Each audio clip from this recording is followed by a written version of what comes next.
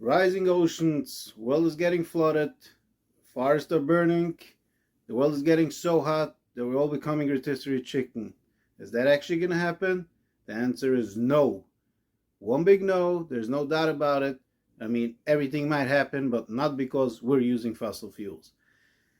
Global warming, as I like to call it, people who are worshipping the environment, ultra orthodox environmentalists, created a hoax, which is nothing more than a hoax. And the main question, which I always ask every time I meet someone who believes in global warming, and I asked this of some big scientists as well, and nobody had an answer for it, and that will get to the last thing. Now, first let's start with the fact that years ago, even the last 40 years, people have been saying that in 10 years from now, the world's going to come to an end. Like Prince Charles, who's right now King Charles from England, clearly stated, and it was published in a whole bunch of newspapers in 1990, that in 12 years from now, if we're not going to stop using fossil fuels, the world is coming to an end. Well, we're 32 years ahead of that.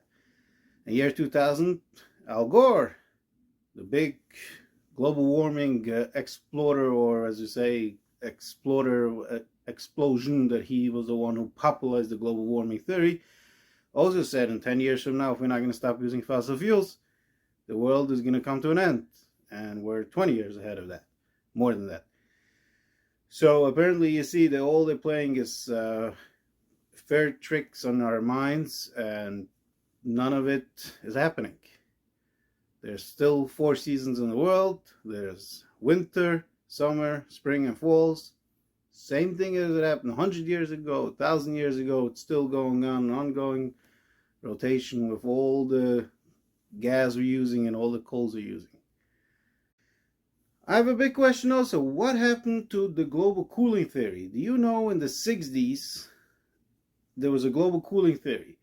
Basically, what happened was that since 1940, in the 19th century, in the 20th century, so in 1940, the temperature started dropping, meaning it became colder in the world.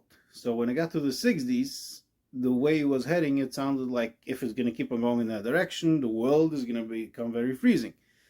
And it came out, the global cooling theory, and it actually, in a way, made more sense, a global warming theory, because what happens is that if we're using a lot of gas, we're blocking the sun because all the pollution is going on top of the ozone layers.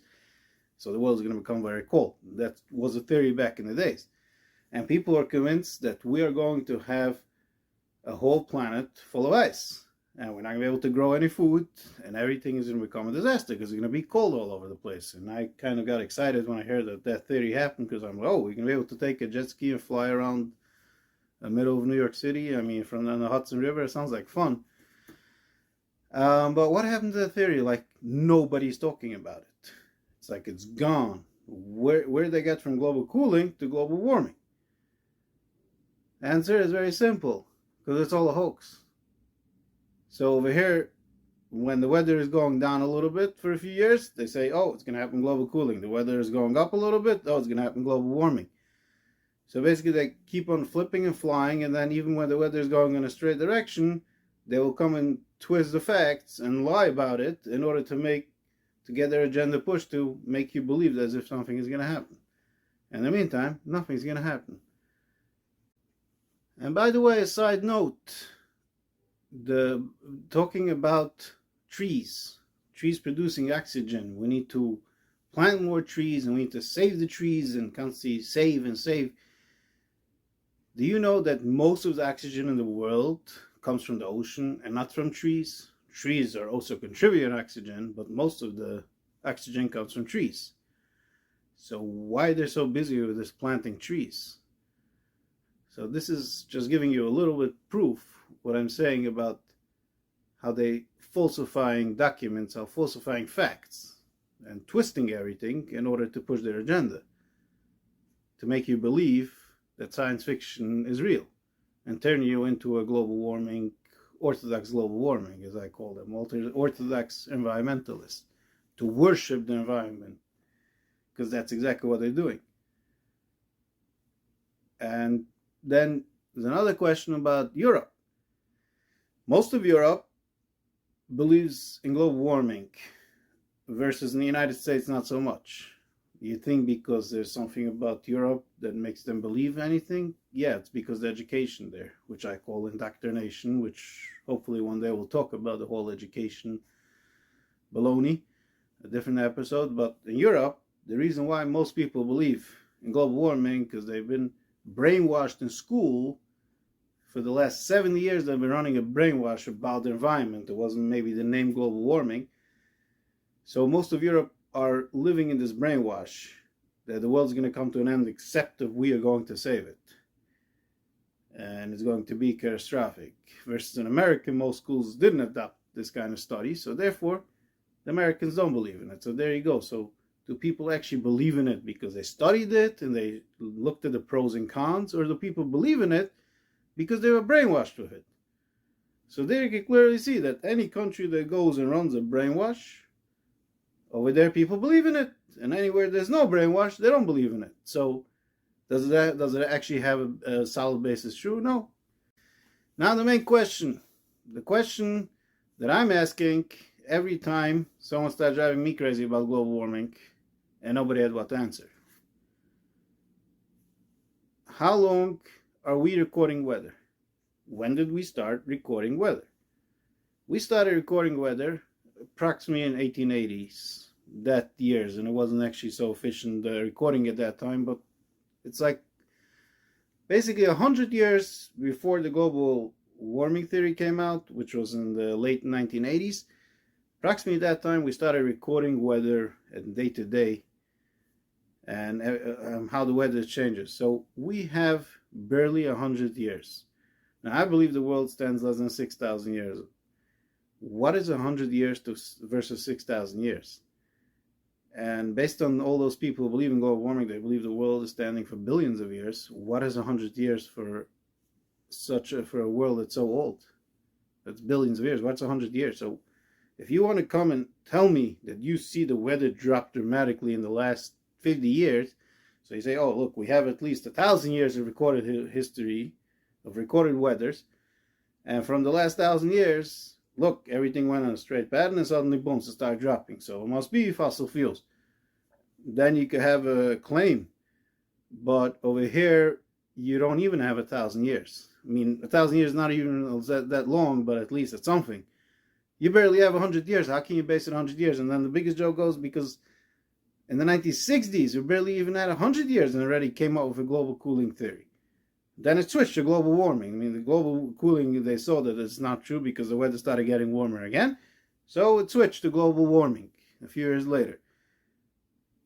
So the simple question, how long do we record weather? We don't have enough data to prove anything. Maybe this is the natural reaction of how the weather changes. A period of time that it changes, it keeps on going back and forth, extreme changes, and then it goes back to normal. We don't know.